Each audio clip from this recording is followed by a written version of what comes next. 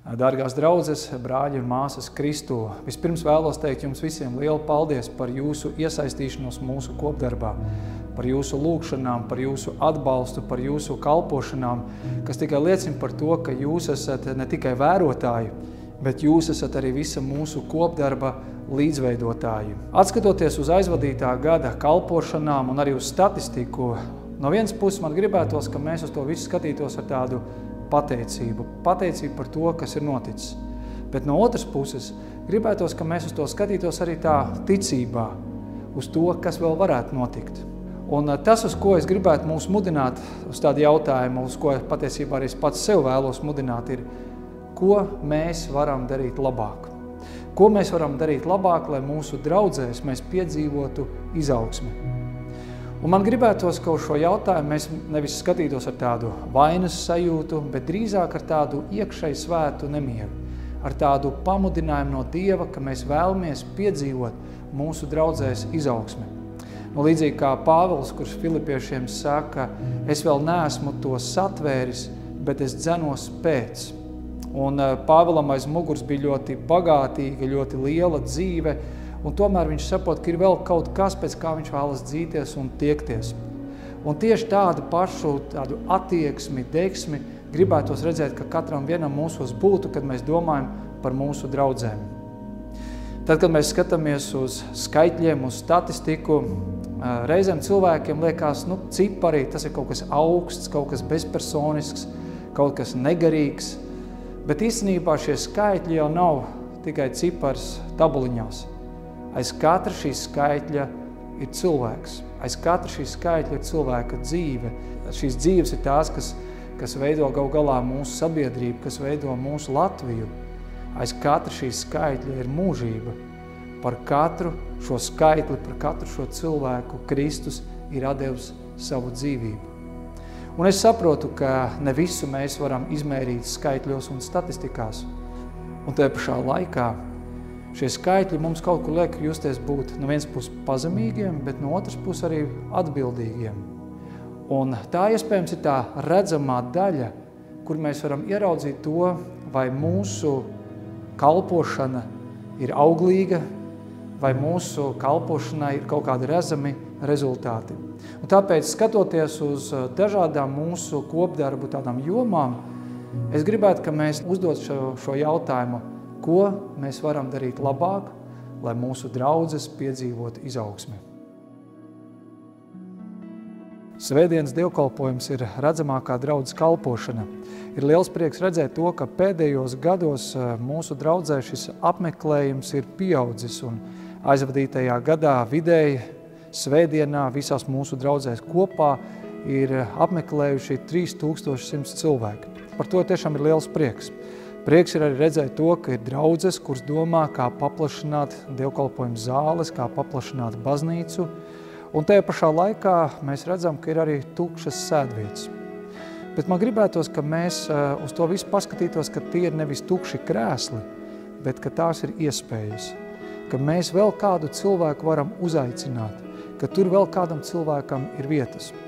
Un tāpēc ir tik ļoti svarīgi, ka mēs kā draudz domājam, kā mūsu dievkalpojumi var būt atvērti, kā mūsu draudzes nams var būt atvērts ikvienam.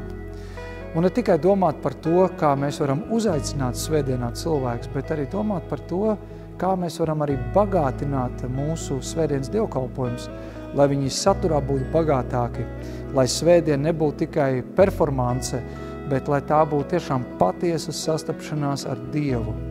Un lai šī sastapšanās katru vienu mūs iedrošina uz pārmaiņām, iedrošina mūs vairāk meklēt Dievu, tuvoties Dievam un tālāk to izdzīvot ikdienas dzīvē. Tāpēc jautājums, ko mēs katrs sev varam uzdot, ir, ko mēs varam darīt labāk, lai mūsu draudzes nams būtu atvērts ikvienam un lai mūsu draudzes dievkalpojums saturs būtu daudz bagātinātāks. Tad, kad mēs domājam par kalpošanu, tad tā jau nav tikai tāda aktīva darbošanās vai vajadzību apmierināšana. Kalpošana tā ir piederības sajūta. Lai cilvēks justos, ka viņš ir piederīgs draudzei, ka viņš nav tikai apmeklētājs, bet aktīvi iesaistās, ir svarīgi, ka viņš atrod savu vietu un var kalpot draudzē. Diemžēl statistika ir tāda, ka daudzās draudzēs tikai 20% no draudzes cilvēkiem iesaistās kalpošanā. Tas nozīmē, ka ir liels skaits cilvēku, kas varbūt apmeklē draudzi, bet viņi nav atraduši savu vietu, lai kalpotu, lai veidotu šo draudzi. Iemesli tam droši vien ir dažādi, bet varbūt šie cilvēki nekad nav uzrunāti. Varbūt šiem cilvēkiem nav palīdzēts saprast, kas ir viņu garīgās dāvanas, ar kurām viņi var izpausties un kalpot. Un varbūt šiem cilvēkiem nav parādīts arī iespējas, kā viņi var iesaistīties un kur viņi var iesaistīties. Tāpēc jautājums ir, ko mēs varam darīt labāk, lai šo procentu mainītu. Lai cilvēki ne tikai apmeklētu draudzi, bet lai tiešām aktīvi iesaistītos un veidot šo draudzi. Tad, kad mēs domājam par evaņģelizāciju, tad, protams, mēs nevaram ietekmēt rezultātus. Tas viss ir Dieva ziņā, bet mēs noteikti varam būt atbildīgi par procesu. Tieši kristības ir tās, kas kaut kādā mērā parāda to, cik efektīvs ir arī tas mūsu evaņģelizācijas darbs, vai tas ir nesis arī kādas augļus. Jo gal galā kristībā cilvēki apliecina savu ticību, savu izvēli sekot Kristum. Aizvadītajā gadā mūsu kristību skaits ir nedaudz pieaudzis, tie ir 257 cilvēki, kas ir apliecinājuši savu ticību kristībā, un tiešām par to ir liels prieks. Taču tajā pašā laikā ir vairākas draudzes, kuri jau vairākus gadus nav notikuši kristības. Un es saprotu, ka situācijas ir dažādas, konteksti ir dažādi, un katrai draudzei pašai vajadzētu sev uzdot jautājumu, kāpēc mūsu draudzē nenotiek kristības. Bet kā būtu, ja mēs pieliktu visas mūsu pūles un darītu visu, lai mūsu draudzē regulāri notiktu evaņģelizācijas darbs? Kā būtu, ja, piemēram, mēs vismaz 2 pasākumus gadā organizētu, kas būtu ar mērķi veidot attiecības ar cilvēkiem, ar mērķi evaņģelizēt.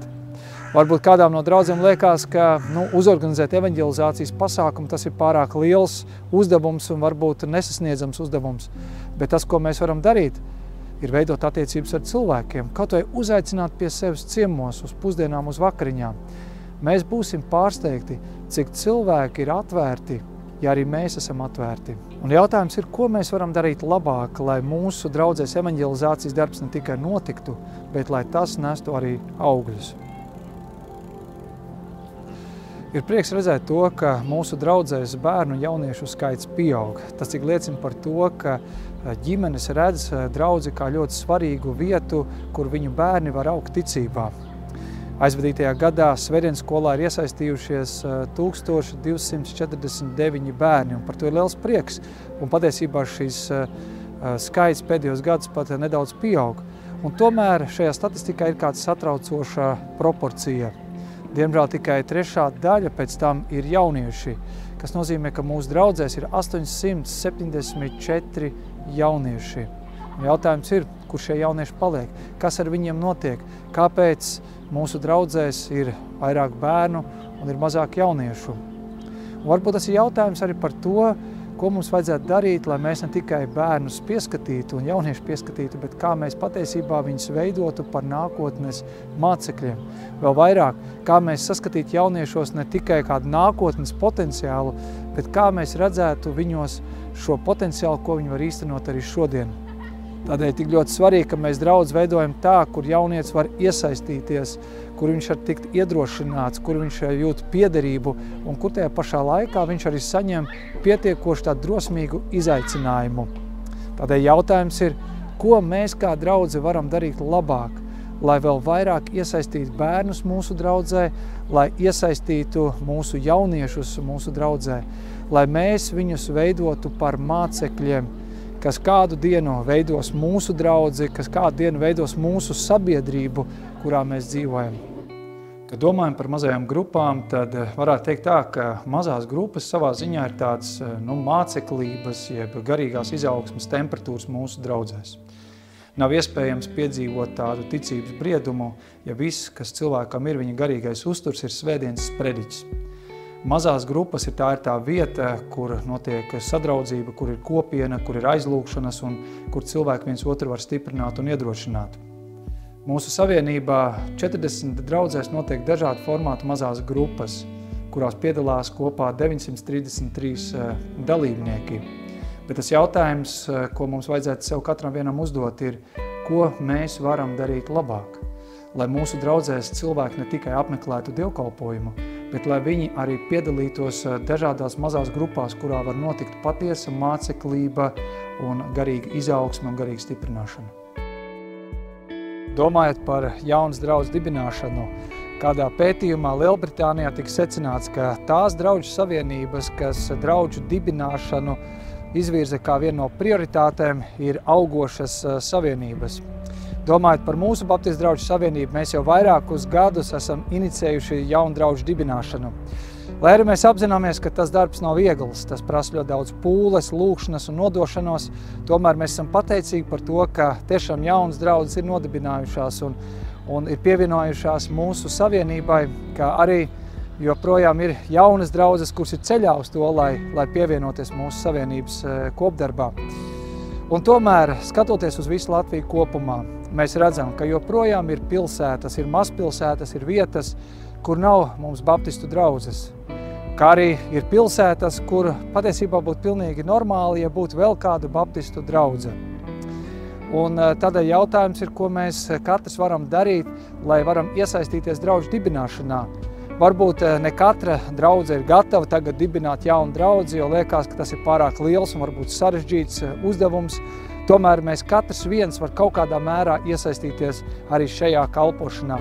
Vai tas būtu sākot ar to, ka mēs lūdzam par tām pilsētām, kur ir vajadzīgas draudzes, atbalstot varbūt finansiāli tos draudžu dibinātājus, kas ir iesaistījušies šajā kalpošanā, vai arī sūtot, iesaistot jūsu draudžu komandas ar dažādām kalpošanas projektiem. Mēs katrs kaut ko varam darīt, lai arī palīdzētu un veicinātu šo draudžu dibināšanu mūsu savienībā. Jo mērķis jau nav vienkārši draudze. Mērķis ir caur šo kalpošanu pavairot evaņģēliju, lai katrā pilsētā cilvēki dzird un ir iespēja dzirdēt par Kristu. Tādēļ jautājums ir, ko mēs kā draudze varam darīt labāk, lai aktīvāk, drosmīgāk iesaistīties jaunas draudzes veidošanā. Domājot par visām šīm jomām, par kurām mēs runājām, arī par šiem jautājumiem, kādas sajūtas mūs pārņem? Vai ir mūsos tā iekšējā tā svētā neapmierinātība un tāda deksme, ka mēs tiešām kaut ko gribam mainīt, kaut ko gribam uzlabot, kaut ko gribam darīt daudz labāk? Ja ir šī sajūta, tas ir ļoti labi. Un redziet, ir svarīgi, ka mēs uz šo visu skatoties, ka mēs sevi nesalīdzinām ar citiem. Mums katram ir dažādas situācijas, dažādi konteksti. Svarīgākais, ka mēs sevi salīdzinām ar sevi. Līdzīgi kā šajā līdzībā, ko Jēzus ir sacījis par talantiem, kur kungs, jeb saimnieks, iedeva katram kaut ko. Un nebija svarīgi, cik katram tika iedots, bet svarīgākais bija, ko mēs darām ar to, kas mums ir uzticēts. Un jautājums mums ikvienam ir, ko mēs darām ar to, ko Dievs ir ielicis mūsu rokās šajā vietā, šajā laikā. Vai mēs to pavairojam, vai mēs no tā radam kaut kādu izaugsmi. Un varbūt tas, kas šodien liekas mazs, rīt var pārvērsties par kaut ko lielu. Un mans iedrošinājums mums visiem ir, ka mēs ticētu tam, ka tā nullīte var pārvērsties par viennieku. Tas viennieks var pārvērsties par divnieku, tas piecinieks var par desmitnieku, tas 50 var pārvērsties par 100. Lai tā ir mūsu domāšana un lai mums ir šī ticība, ka Dieva valstība ir tā, kas pavairojās un kas aug. Un mēs esam daļa no šīs Dieva valstības darba. Lai Dievs mums uz to palīdz.